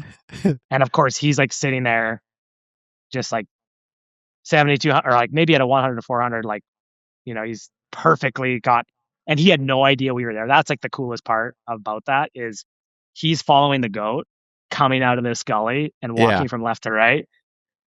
He never even saw us, both because he's getting blasted too, but we're just laying there. And then all of a sudden you see these two guys like pop out and they're in their whites and it's so snowy. I'll send you the clip. Yeah. And again, I just like, I never even looked at the goat. I just had my head down. I had my hand on his belt and he's like, hey, he's coming up.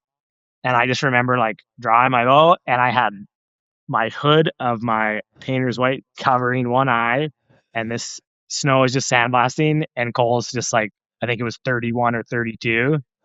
Goat stops broadside. Somehow the arrow hit where it was supposed to go because I was barely seeing what I needed to see.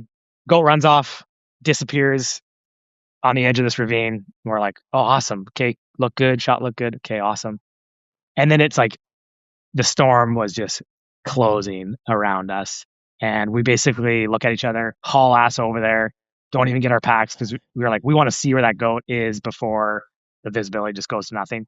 It ended up dying, like its last steps are right on the edge of this ravine, and it basically slid like 80 yards and then got hung up. And it could have easily gone 800, like Yeah. 3,000 feet, but it somehow just died and just had enough energy left and just slid right there. So we sort of organized all the camera guys and the footage is accurate. Like it's wild, the wind and just everything. So we set the camp up. Me and Cole deal with the goat. We get it up to the camp. We're carrying the quarters up, and then basically we just like held the tent down all night. And it snowed. We had a tripod stuck in the snow, and basically like you could see it snowed. I don't know, 2.5 feet. And you got to remember, Kodiak is a island in the ocean, so it is wet, heavy snow. Mm-hmm. And our tents we were in Hilleberg 4 Seasons, and they were just basically, they weren't collapsed for sure. They were holding strong, but the weight of that wet snow, because you were trying to clear it off, and basically we were just at a point where we were getting snowfall, but also just like snow drift where the wind speed was dropping just enough to just like basically cover us. And the only thing we had going for us is that it was just like one night. And so it ended up being super nice the next day, kind of mid morning, and we got out of there. But had it been 2-3 days, it would have been interesting. Yeah. And we got out in one long day, and it was just a good reminder. Like, we didn't actually get spanked that hard or in that dire of a situation, but had any of those events gone slightly differently, like if that goat had gone further down the ravine and we were messing around with it, and then we lost visibility of our camp, because our camp was right there, like I said, is 80 yards away, and you can see in the footage, like, you cannot even tell what is going on. So that's one that sticks out, and it's interesting because people probably might know Cole through, he's got a long-standing relationship with SITKA. He's a hilarious guy, and that video is out there to show, like, oh yeah, that was about. I mean, and that's only sometimes too with this stuff. That's when someone could like pull a camera out to film. Yeah. And the rest of the time was probably like too windy to do that. So. That is so cool. I know I watched that years ago, but I'm gonna have to go back and watch that and maybe throw a couple clips in the episode here, because that's that's pretty sweet. And speaking of Cole, ever since I met Cole, he's just like one of my favorite people to be around. Like, he's such a good time. It is a goal to hunt with him at some point, because he's just seems like, and one of those people that in those terrible situations, or like where things would feel like that, I would somehow feel comfortable being there, because like he's seasoned, he's very good at what he does, but I do well with people with sense of humor in bad situations. Like that's how I tend to get through those things, and is just laughing and just kind of making fun of ourselves as we're going through it. So yeah, he's one of the most opposite ends of the spectrum guy I've ever seen hunting, which is so funny, so fun, entertaining, jokes, impersonations, and then switched on. Let's do this. Time to go. And then 10 seconds later, back to that guy. You're like, hey, yeah, that's awesome. Which is so fun. Yeah, that trip was just so fun, and we rolled into town and lived to tell about it. And I just love that guy and love hanging out with him. That's so cool. So all right, so now your next adventure that you have going on here is Migrate.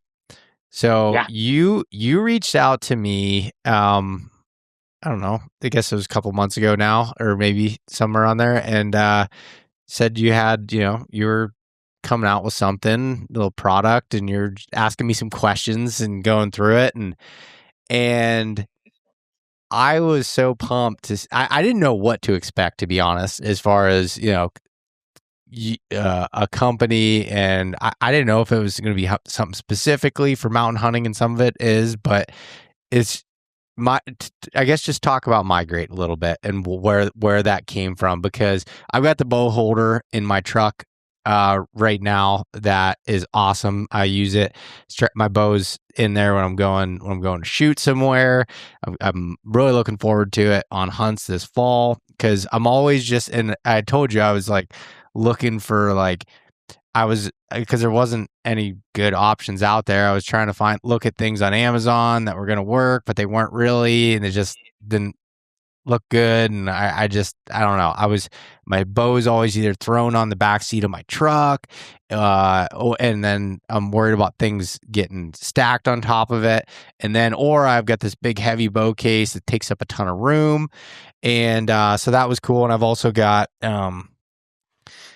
your large cube here that I keep my camera gear in when I'm traveling. So and I don't know if that was really the intended use, but it was kind of padded and fits two of my cameras in there real nicely. But why don't you give the listeners a little bit of where that came from? Because it's really cool for me to see somebody do something different and gear that just really haven't seen before. Thanks, buddy. Yeah, it's been fun to just see the response from friends and people that we've known in the space for years and years and years.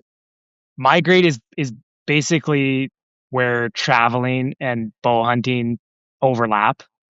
So for me, it was looking at specific problems that weren't being solved, that were very persistent in the travel bow hunting space. Sometimes mountain hunting, that's my background as we dived into over this episode, but also just functionally on a adventure style travel hunt where you're either living out of a backpack, living out of a truck, maybe on a continent that you don't have your creature comforts of your normal hunting kit.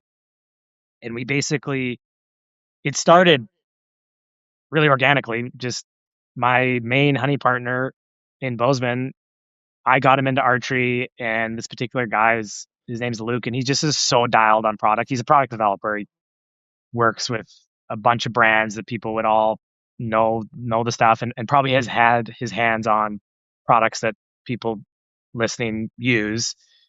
He's totally behind the scenes, doesn't have any social media. He's just a humble, really talented human being, and also just a lovely guy. We just loved hunting together. And of course, just like anything, you're on hunts, you have time to talk about stuff. What do you talk about? Your life, your childhood, what you're into, adventures you've done, the adventures you want to do. And then a big bulk of it is gear. You talk about Yeah. gear. What are you using? Why do you use that? Oh, I should try that. Oh, I've never heard of that. Let me check that out. You got to use it when you're sharing a hunt with someone. And we just kept coming back to, there was a couple hunts in particular. He drew the Florida's New Mexico Ibex tag in 21 himself, and I was going to go glass for him. And that hunt in particular, like if folks have heard, you know anything about that hunt, or maybe I should explain it a little bit, but it's Explain it. I know a little bit about the hunt, but explain it for people listening. yeah. So New Mexico has like an interesting sort of hunting and conservation history. They've transplanted non-native species in the mountains like ibex and aoudad and oryx in some spots. So ibex are essentially a capra species, a goat species. They live in the steepest terrain on earth, steeper than sheep. Sheep live in steep country. Goats generally live in even a little bit steeper country. So ibex, these are Persian ibex. They've been transplanted to this island mountain chain down in New Mexico called the Floridas. And they are just like wall to wall, big, steep. They're not huge, like in terms of wilderness and depth, but they're just steep columns of rock. And these ibex are basically living up there. They're really sure-footed, and you're hunting out of a truck. There's no water, so there's no real need to. Some people go out in the backcountry and like camp on top or camp closer to the spots.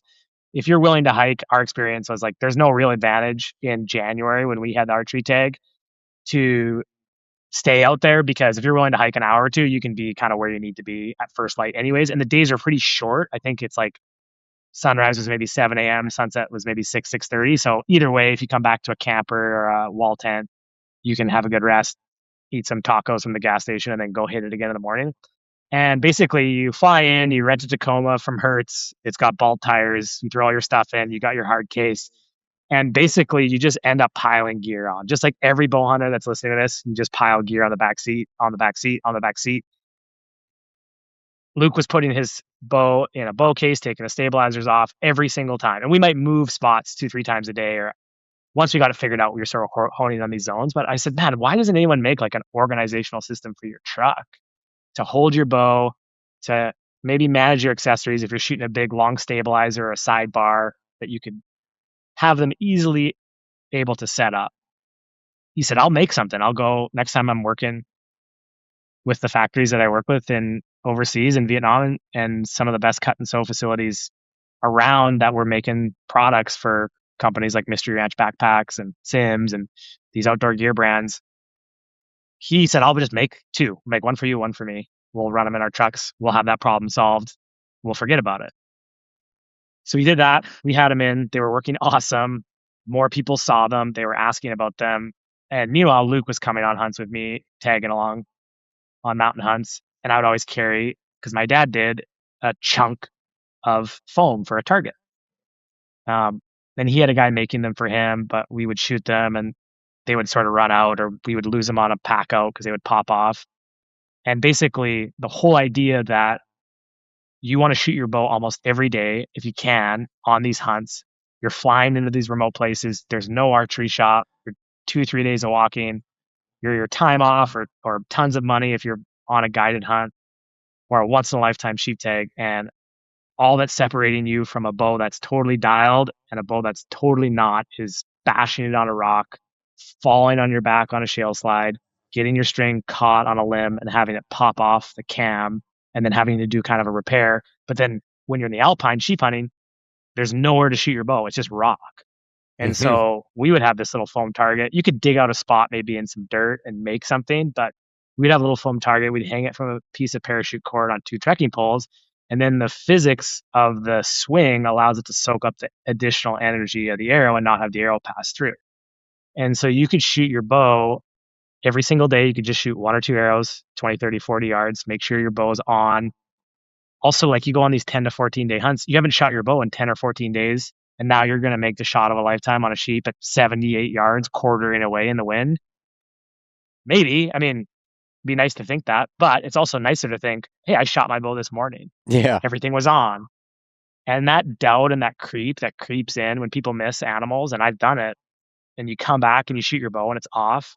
It's one thing if you miss an animal because you miss it. When you miss an animal because it's what I call an unforced error, like you could have checked your bow with a small target or with a way of shooting your bow. It's an unforced error, and that is like heartbreaking because bow hunting, you get so few chances. Like you're talking about a couple of chances a year, or you might go on multiple hunts before you get a single chance. So he sort of looked at those 2 products and said, like, I can make those. I know the best foam manufacturers. Like, I'll make that. I'll make it better. I'll make it modular. I'll make it able to strap onto your pack with a daisy chain. I'll integrate the parachute cord in. He just did all this stuff kind of for us just to test around and mess around with. Mm-hmm. And then the more people saw it and started asking questions, Luke was sort of like, man, let's kick this thing out and like see what happens. And no expectations. I think I'm not trying to tackle any gear problems that all the great brands are already making. I think gear is so good these days. A lot of times we sit on product development meetings with a guy like Barklow, who you mentioned earlier, and I'm like, man, I don't know how you can make this stuff better. Yeah, I know. It's pretty good. Pretty good. Keeps us warm, dry, comfortable, dries fast. But with my experience and the way I think about things, there's a couple, like, those are the opportunities that are like, hey, I think I can and I'm not a product development guy. I'm a product problem. Like, this is the problem. Could you do this? And Luke's able to just go, yeah, tell me the brief. I'm like, has to do this, this, and this, has to weigh this much. It has to be this dimensions. Cool. I'll do that. What about the bow thing? Well, it'd be nice if it wasn't just a bow holder, like a one-trick pony. It'd be nice if it was modular and we could have accessories and things that we could like build it up or strip it down. And the whole idea was to try to make it modular for any different bow type. Like that was the real challenge, is you shoot a 29 axle or 34 axle, left hand, right hand, quiver on, quiver off. It's like very challenging to get something that works with all those things. And so even now we're learning like that 34 axle, you have to do a couple different things to make sure that it rides the way that you want to ride. And so it was like a really interesting problem to try and solve. And every hunt's different. Every bow hunter is different. Every piece of gear is different. So we just wanted to make it as a platform. I think people respect, or at least like a lot of times that way I think about gear, is they respect the ability to be led to the direction of how to solve the problem. And then they also appreciate the flexibility to solve some of the details themselves, meaning if they want to run an accessory pocket this way, that's great. If they want nothing on it, that's awesome. If you want to run it in scouting mode with that rack cube and just have your cameras in there because you're just going out to glass or going on a trail cam mission or something, that's awesome. So we just wanted people, because bow hunters are already like tweaky enough. We're already in this like realm of thinking about gear. So let people, they want to run 2 straps, great. If they want to run 1 single hand, they can pop it off. That's awesome.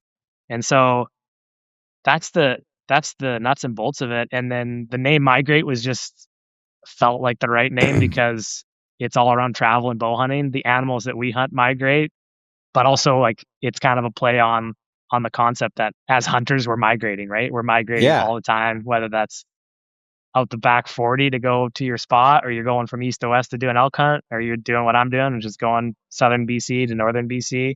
It's like a pilgrimage. It's this like migratory like pulse of like chasing the seasons, chasing what the animals are doing. So we're just having fun with it. And, we just kicked it out a few weeks ago, and the response has been awesome, and excited to see where it goes from here, because particularly that bow rack, because it's 1-inch molly, you have a lot of opportunity to just guys coming at the show at TAC and looking at it. We got 2 or 3 ideas just from guys who'd be like, oh, this is great. And a lot of people were grabbing one and then they would come back and get another one, because they're like, well, I want one for my bow and then one for my scouting gear. And then if I have a partner that we draw 2 antelope tags in eastern Montana, I just have it set up and they can jump in, throw my bows in. We're dialed. We don't have to break our bows down. And the other thing, I was on a trip in the Northern Territory of Australia a couple years ago, and that country was so rough. You drive, you're so remote. It's like a 8 or 9 hour drive into this like crazy washed out roads. It's not even roads. And like legitimately, we had the outfitter. He was a friend of mine. He was like, dude, I've had guys break my back windshield, like clients of my bow, because they're in a tiny little Land Cruiser. Yeah. And his Land Cruiser is so souped up, and he's the kind of guy that, and everybody knows this guy. Yeah. Speed is your friend on washboard or on bad roads. And there's an element to that, but he's had guys just holding his bow and they're just like, and there's no room in this thing. He's got 2 clients and they've hit the back windshield and shattered the windshield. So he was like, dude, I need something that's not gonna, and that was like the most extreme case. Yeah. But, just places that I'd been to, that you travel to, that you spend time and money to get there. And then, that bow rack has a panel brake sewn into the foam. It folds in half. It fits in most standard bow cases, as does our small archery target. It's like, bring those things. Yep. Bring it, test your bow. I don't know how many times I've been, you draw an out of state tag, or you just kind of get dumped off somewhere. And you're like, you pull up to a trailhead, you don't get there in time. It's dark out. You can't really fly with a target, or like, don't really want to, or you just don't want a huge cube target in your back. And you're at the trailhead, you just want to shoot your bow, just like, let me shoot my bow once. Yeah. Just at 20 yards or 30 yards, just so I know, like, okay, it's like, it's on, or it's in the wheelhouse, like, I'm going hunting. I just never trust flying multiple flights. Yep. To break up a bow, build it up, and then just go hunting, to me I just don't like the idea of that. And so that sort of DNA of, if you're traveling to bow hunt, if you're jumping on a plane or you're jumping in a truck, like, give people the tools to let that be a smoother experience, and then let the bow part of it and the technical part of your archery equipment just be dialed, and then focus on the calling strategy of the elk, or where you need to camp tonight, or where to find water, because there's all these other decisions. Just don't have this thing in the back of your mind, which is my bow on? What should I do with it? All that sort of stuff. Yeah. I love that. And the example about Australia is like, when you test it, or you solve a problem for extremes like that, it's going to work for the everyday guy that's, thrown in the back of their truck, going to the range down the road, or taking a dirt road out somewhere. It's like, okay, if you make it work for that, it's gonna work in most places, Yeah, and I think too, this time of year, we're just getting ready for our season. We kick off super early up here in Canada and in the north, but I love shooting my bow. And one of the things that is a friction point is just, do you have time? Like, I live in a place where I can shoot my bow like in my garage, but if I want to go to the range, if I have like 15 minutes or 20 minutes, I'm living in a time limited world. And to be able to grab my bow, grab my arrow case, or it just lives in my truck, I just drop it in, clip it in with one clip. The mistake I think people make is, if you don't have an hour to go shoot, it's not worth doing. And I actually think, especially this time of year, it's the complete opposite.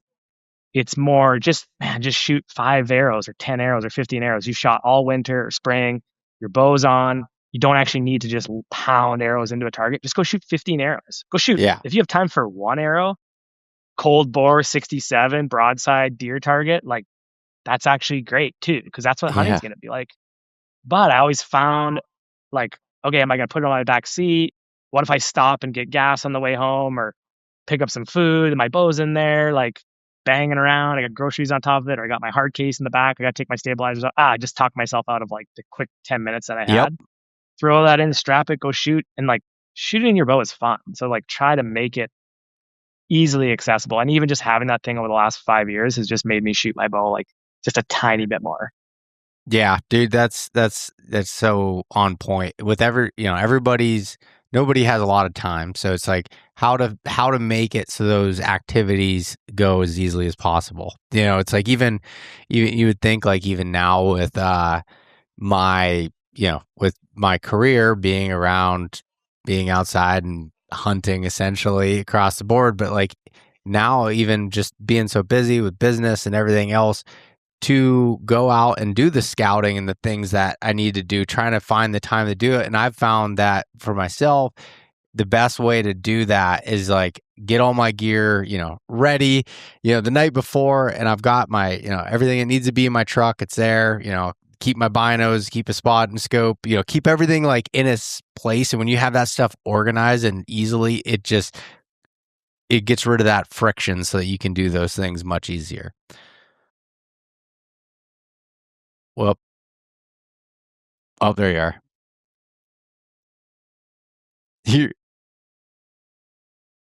Are you doing that on purpose?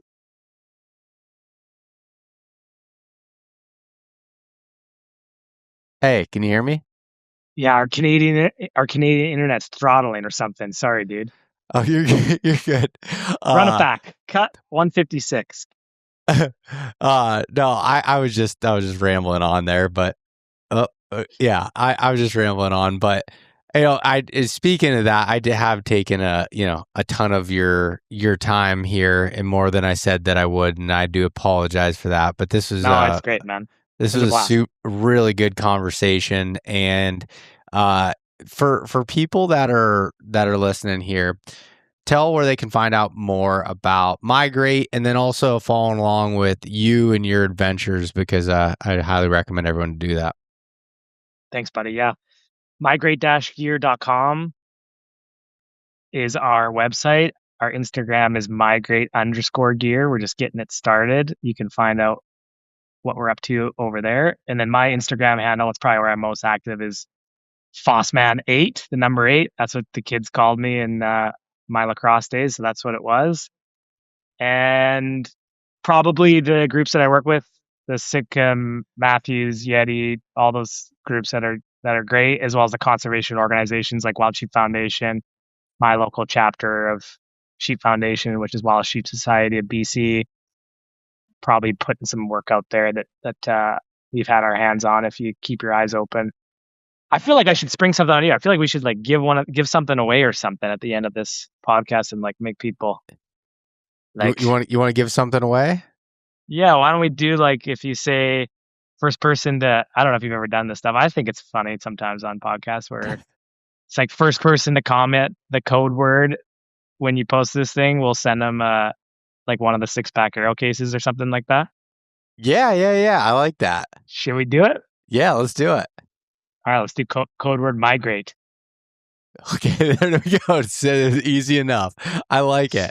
I'll definitely do that. Then people got to figure out, they got to listen to us for the whole time to be able to do that. Let's do it. I like that a lot. Or you could just edit it out and take the bow or take the arrow case for yourself and go, man, I want it. I never made it to the person. Yeah, never edited it, never put it in there. Emily, as you're listening, make sure you take that out. I'm just kidding.